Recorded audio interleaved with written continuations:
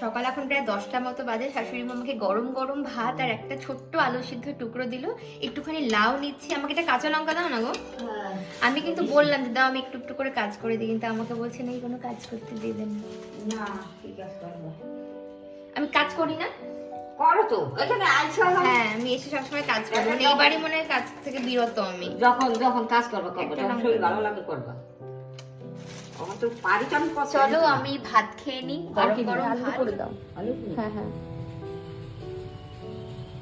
দেশের চালের, ওইদিকে আমার শাশুড়ি আমার ভিডিওর গুণগান করছে, সেসব আপনারা বাদ দিন, আমার কথা শুনুন। দেশের চালের এই যে ঝরঝরে চালের ভাত, এদিকে আলু সিদ্ধ, কাঁচা লঙ্কা, মানে দেশি কাঁচা লঙ্কা আর দেশি কাঁচা সর্ষের তেল, খেতে যে কি অমৃত লাগছে। ওদিকে আমার লাগেজ ব্যাগ ট্যাগ সব ফেলে রেখেছি, আর আমি এখন ভাত খাচ্ছি। মা গো, দুর্দান্ত স্বাদের, এ কি স্বাদ।